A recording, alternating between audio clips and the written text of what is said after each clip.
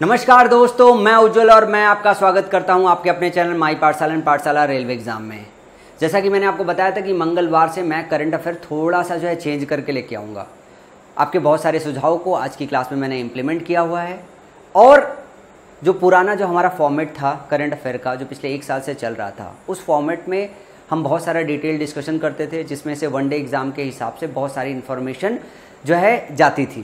कुछ इन्फॉर्मेशन ऐसी थी जो एग्ज़ाम के हिसाब से रेलेवेंट थी, कुछ इन्फॉर्मेशन ऐसी थी वो एग्ज़ाम के हिसाब से रेलेवेंट नहीं थी।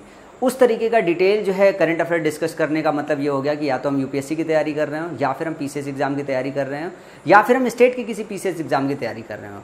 जो स्टेटमेंट होता है मेन, जो आपका मेन खबर होता है आपके वनडे एग्ज़ाम में, सिर्फ उन्हीं खबरों से कोई ना कोई क्वेश्चन बनाया जाता है। तो मैंने कुछ आपके सुझावों को इम्प्लीमेंट किया, कुछ क्या, लगभग जितने आपने सुझाव दिए थे वो सारे सुझाव को मैंने आज की क्लास में इम्प्लीमेंट किया है। अगर आज की क्लास आपको पसंद आए तो नीचे कमेंट सेक्शन में ज़रूर मैसेज कन्वे कीजिएगा कि ये फॉर्मेट बिल्कुल सही है, बिल्कुल एक्यूरेट है। पहले जो इन्फॉर्मेशन हम आपको 35 मिनट में देते थे, उससे कहीं ज़्यादा इन्फॉर्मेशन आज की क्लास में हम आपको 15 से 16 मिनट में दे देंगे, जो एग्ज़ाम के हिसाब से सबसे ज़्यादा रेलेवेंट होने वाली है। तो दिन के करंट अफेयर की शुरुआत करेंगे कोट ऑफ द डे के साथ, don't follow your dream, chase them. Dreams को फॉलो मत करो, उसको लपक लो। देख रहे, ये मूव होना चाहिए आपका, ये पोज होना चाहिए कि इस बार का एग्ज़ाम मेरे से बच के नहीं रहेगा, बिल्कुल आक्रोश रहो। तो चलो करंट अफेयर की शुरुआत करते हैं और मेरा जो टारगेट होगा वो 500 लाइक का होगा। इधर टाइम देख रहे हैं 2 बज रहा है, बहुत ज़्यादा मेहनत, बहुत ज़्यादा हार्ड वर्क लग रहा है। जब भी आपको समझ ना हो कि कब मैंने करंट अफेयर शूट किया है, यहाँ पे हर बार स्क्रीन पे टाइमर लगा रहता है, टाइम के हिसाब से आप समझ जाओगे कि कब मैंने करंट अफेयर शूट किया है। तो लाइक का बटन हिट करने में कोताही मत डालना। टारगेट है 500 लाइक का, जो मुझे लगता है बहुत आसानी से आप पहुँचा दोगे। तो चलते हैं, स्टार्ट करते हैं। दिन का पहला क्वेश्चन है, हिंदी को भारत की आधिकारिक भाषा के रूप में अपनाने के लिए प्रतिवर्ष हिंदी दिवस कब मनाया जाता है? वैसे हिंदी दिवस 14 सितंबर को मनाया जाता है। आपने एक सुझाव दिया था 8 सितंबर, 12 सितंबर, 10 सितंबर भी आया है, तो मैं इसको भी रिवाइज करता हुआ चलूँ। लेकिन सबसे पहले हम बात करेंगे हिंदी भाषा को लेके, क्योंकि सबसे पहला क्वेश्चन इसी पे बेस्ड है। हिंदी हमारे वर्ल्ड की चौथी ऐसी भाषा है जो सबसे ज़्यादा बोली जाती है। तो सबसे पहली भाषा कौन सी बोली जाती है?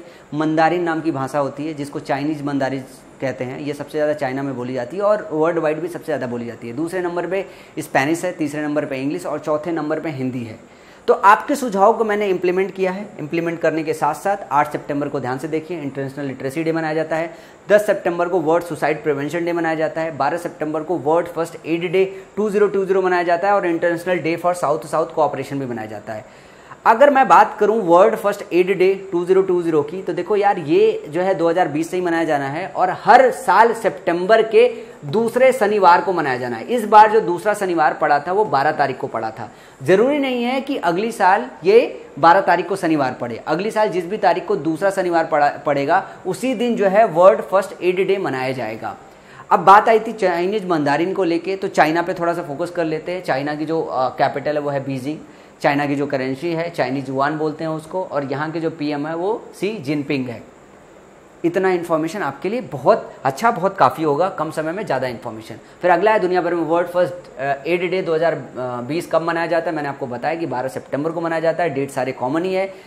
12 सितंबर की बात कर रहे हैं। 12 सितंबर इस बार मनाया गया है, अगली साल जरूरी नहीं है। सितंबर के दूसरे शनिवार को मनाया जाना है। ये बेसिकली क्या है कि उपचार को लेके लोगों के बीच में जागरूकता फैलाने के उद्देश्य से ये डे मनाया जाता है।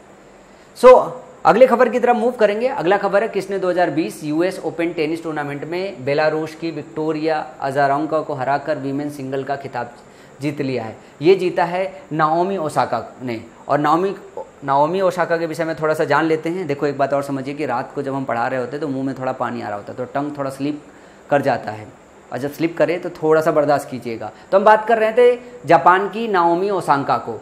इन्होंने 2020 यूएस ओपन टूर्नामेंट में बेलारूस की विक्टोरिया को हरा के खिताब जीता है। वीमेन सिंगल का खिताब जीत लिया है। ये 3 ग्रैंड स्लैम एकल खिताब जीत के एशिया की नंबर 1 खिलाड़ी बन गई है, जो 3 ग्रैंड स्लैम जीती हैं। और इस जीत के साथ ओसाका विश्व की जो रैंकिंग है वो तीसरी रैंकिंग में खड़ी हो गई हैं। बात आ रही है जापान की, तो जापान के विषय में थोड़ा सा जानेंगे। जापान की जो कैपिटल है वो है टोक्यो, करेंसी है जापानीज येन, और यहाँ के पीएम हैं शिंजो अबे, जो कि 2012 से हैं। आपको नीचे कमेंट सेक्शन में लिख के बताना है, क्या जापान में प्रेसिडेंट नाम की कोई चिड़िया होती है? सॉरी, प्रेसिडेंट सबसे बड़ी चीज़ होती है हमारी उसमें कंट्री में, लेकिन मैं यहाँ थोड़ा फन में आ गया। तो प्रेसिडेंट जैसी कोई पोस्ट होती है कि नहीं वहाँ पे?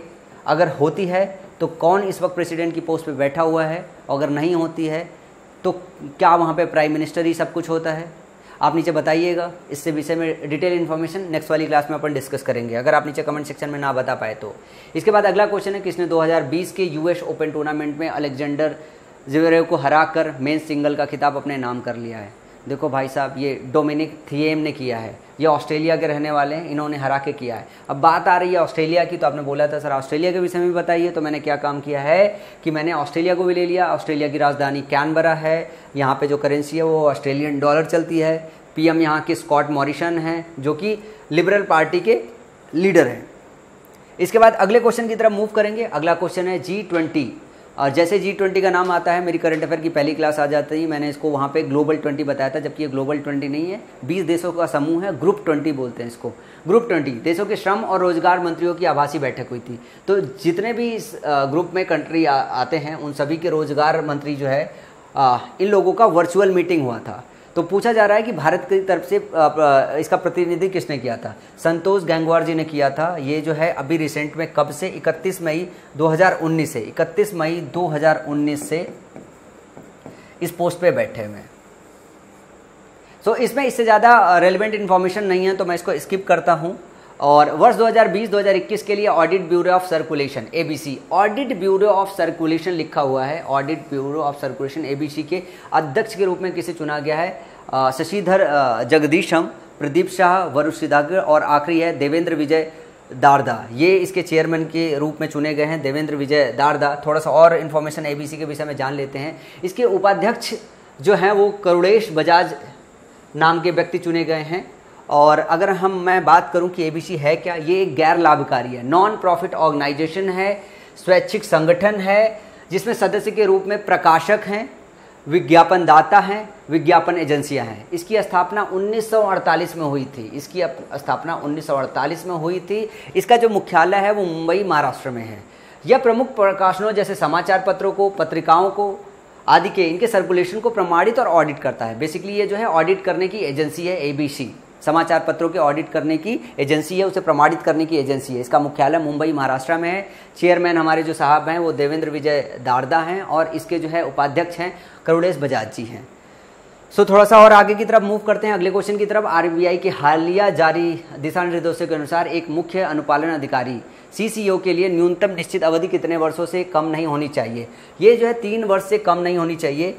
देखो अभी आज की जो क्लास में है, मैं जो डिस्कशन कर रहा हूँ CCO, ये एक नाम आया RBI की तरफ से, तो हमें क्या है CCO के विषय में रेलेवेंट इन्फॉर्मेशन समझना है। जैसे आज की क्लास से पहले हम क्या समझते थे, मैंने क्या चेंजेस किया, मैं समझाने की कोशिश करूंगा। ये इतना सारा इन्फॉर्मेशन लेके आता था और समझाने के लिए सिर्फ 3 इंपॉर्टेंट चीज़ें हैं। मैं इसको एक बार पढ़ के सुनाता हूँ ताकि आप समझ पाओ कि मैंने परिवर्तन क्यों किया है। भारतीय रिजर्व बैंक RBI ने बैंकों के एक मुख्य अनुपालन अधिकारी CCO की अध्यक्षता में स्वतंत्र कारपोरेट अनुपालन तंत्र की स्थापना की है।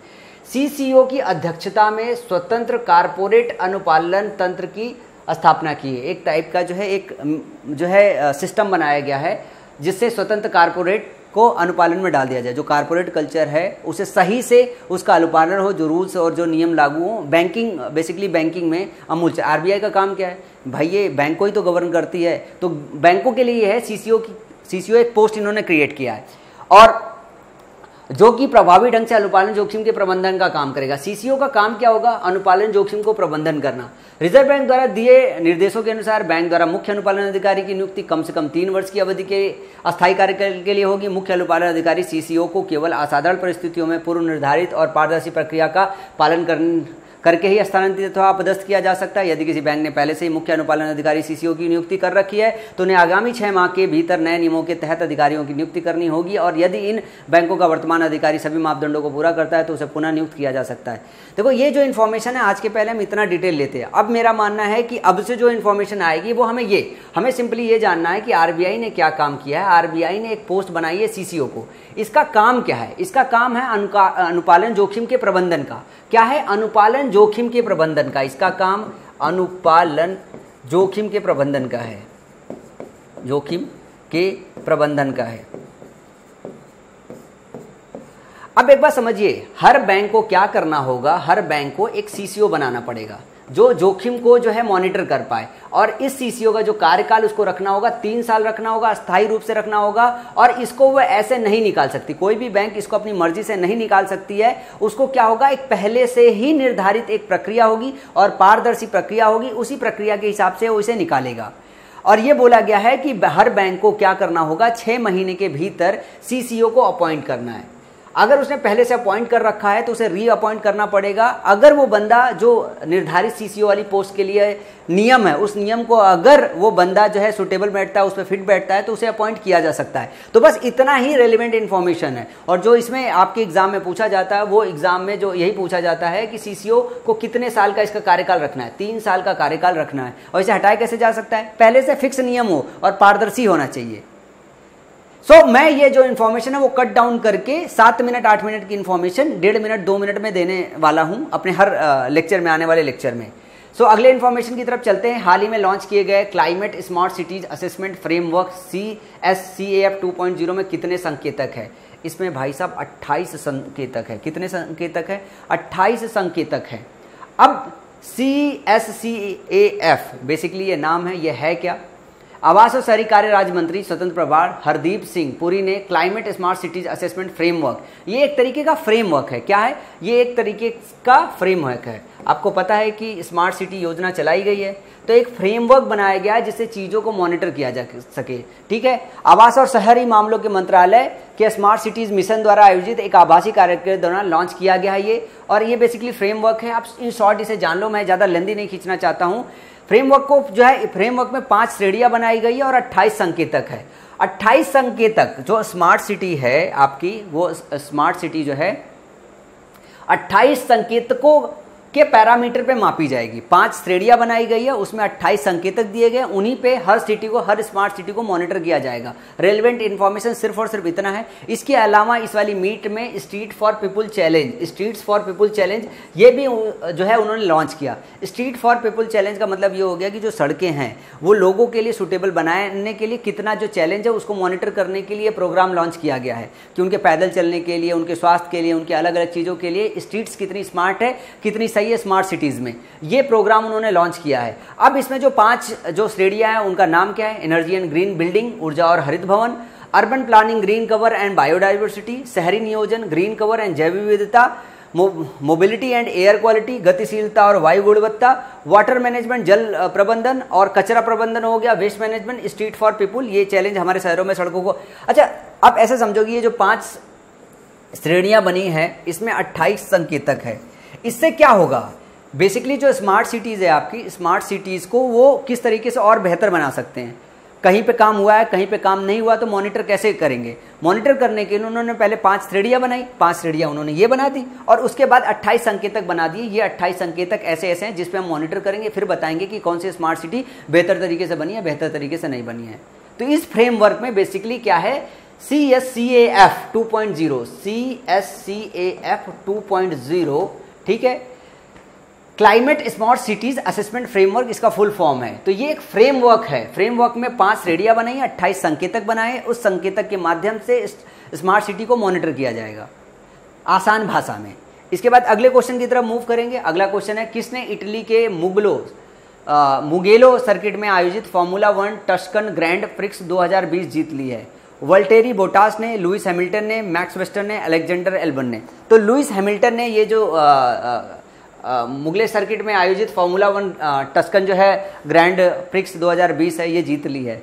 यहाँ पे इस रेस में वॉल्टेरी बोटास ये दूसरे स्थान पे आए हैं, अलेक्जेंडर एल्बोन जो है ये तीसरे स्थान पे आए हैं। तो बात हो रही इटली की। इटली के विषय में कुछ फैक्ट जान लेते हैं क्योंकि यहाँ के बंदे ने जीता है। इटली की जो कैपिटल है वो रोम है। यहाँ पे करेंसी यूरो है, इसको शॉर्ट फॉर्म EUR लिखते हैं। जैसे डॉलर का सिंबल ये होता है, ये उसका सिंबल है। और अगर बात करें यहाँ के प्रेसिडेंट की तो सर्जियो मैटेरेला ये यहाँ के प्रेसिडेंट है। और प्राइम मिनिस्टर की बात करें तो गुसेपी कॉन्टे यहाँ के प्राइम मिनिस्टर हैं।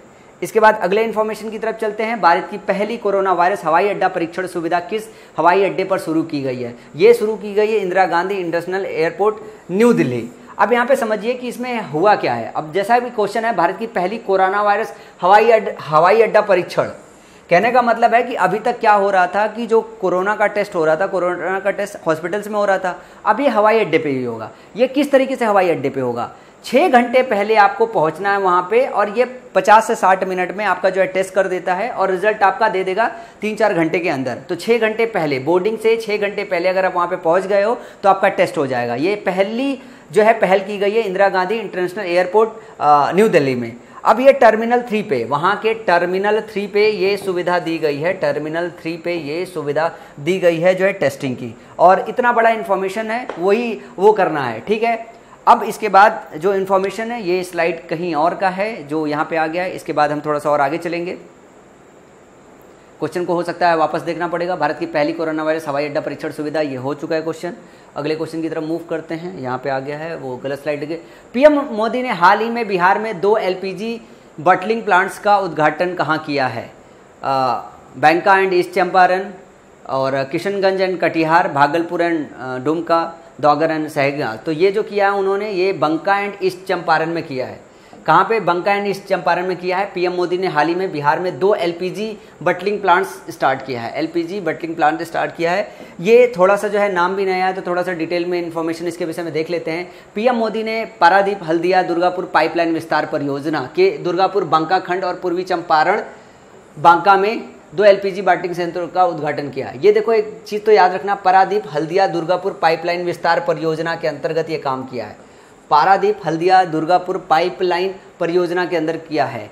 और बांका में एलपीजी बॉटलिंग प्लांट बिहार और झारखंड के कई जिलों के लिए काम करेगा। पूर्वी चंपारण संयंत्र बिहार के कई जिलों और यूपी के कुशीनगर जिले के लिए काम करेगा। प्रधानमंत्री उज्ज्वला योजना के तहत पूर्वी चंपारण और बांका में एलपीजी बॉटलिंग प्लांट प्रस्तावित किए गए हैं।